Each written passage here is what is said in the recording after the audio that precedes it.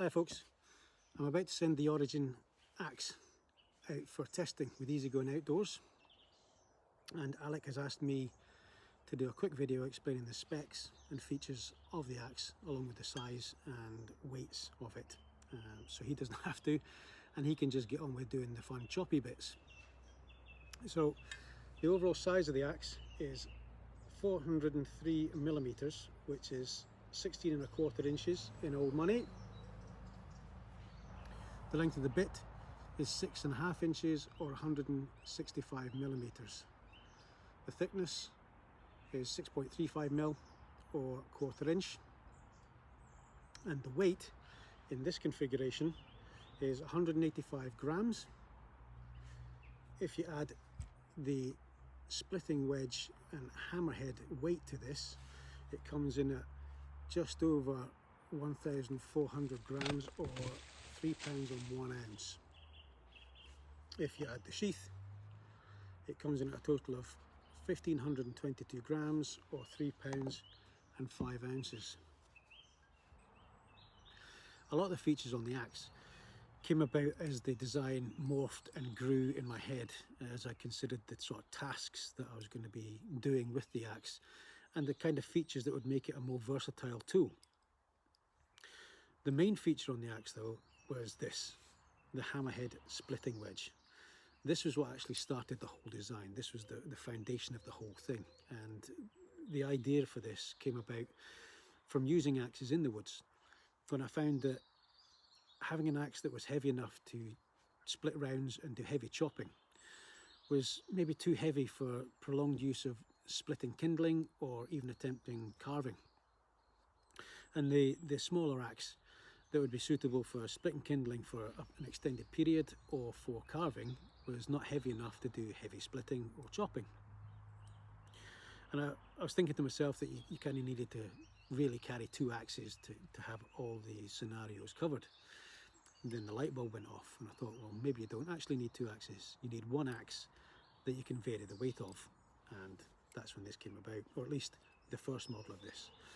The first one was actually brass, just as a concept to see if it worked. It was brass, it was a different shape. This one itself is steel. The shape has actually been modified and I'm much happier with this one. This works a treat. So this weighs about 400 grams, and when you add that to the axe, it gives a significant weight increase, obviously, driving the blade deeper. And when you take it off, it makes it lightweight and faster moving, easier to use for a long period of time. So that was the whole concept. Don't need 2 axes, you just need this one. Another unique feature to the axe is the shape of the bit. This came about from some recent developments on my knives, and also from the interest that I have with my knives, spoon carving for instance. This lower part of the bit was designed so in a grip down here you've got a sort of counterbalance between the handle and the blade, or the head, and this piece here is quite narrow, giving the ability to get in to tight corners and radii when carving spoons. And that's the idea of that, or traps, parts for traps.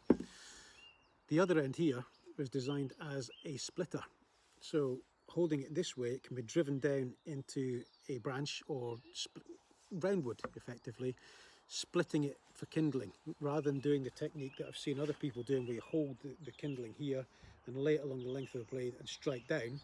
This allows you to hold it here and stab down into it and split it.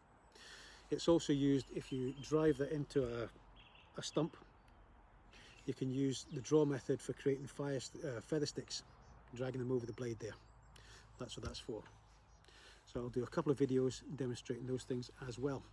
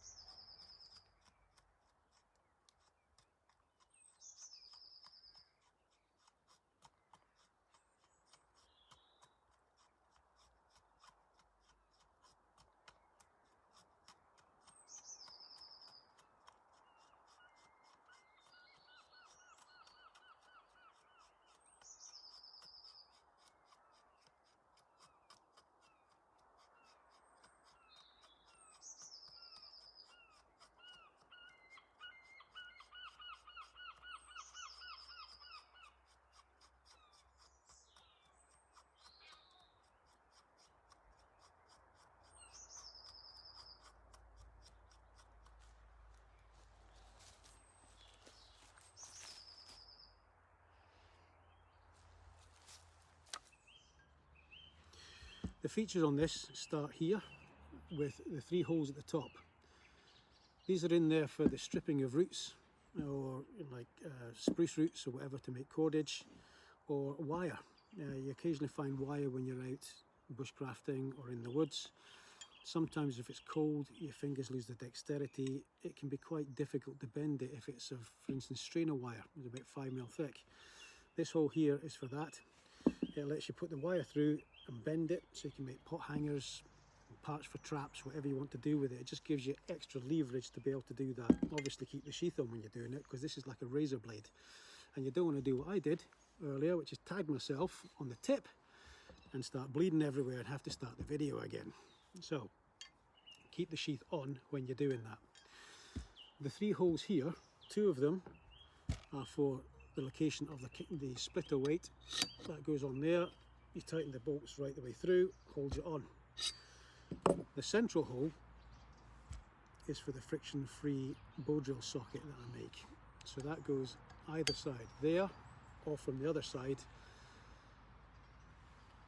and that becomes your bearing block for your spindle. Again, keep the sheath on. In fact, I'm just going to do that just now while I'm speaking to you guys. I'm going to put that in, and while it's on, I'll talk about that as well. So the sheath is double layered Kydex. It comes with 2 4mm Allen keys mounted on that. These 4mm Allen keys are the way you remove the splitter weight and also the scales if you want to do that. So it all works off that. Back to this. So that fits in that hole either there or there. It also fits down here. Either way, it'll fit on there. The bottom end of the axe has got a point on the end. The idea of that is that you can basically stab that into a piece of wood, twist it, and that'll start the hole for your bow drill. Or you can use the tip of the axe there, again, that way around, and you can carve or twist, potentially even twist that to start your bow drill socket.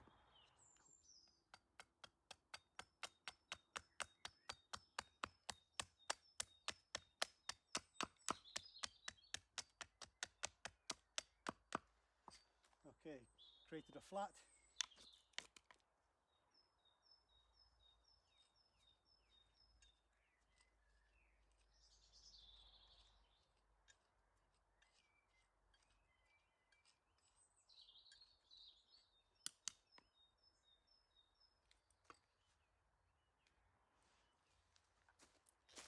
There's a divot.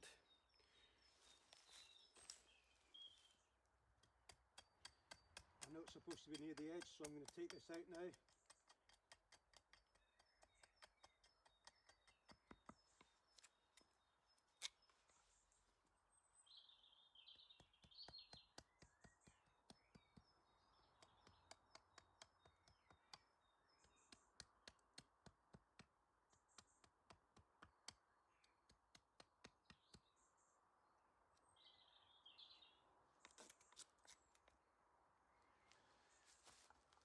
You can even carve the wee notch with it. This part here is designed as a fire steel scraper. I've got fire steel here. Let's see how that goes. So on there.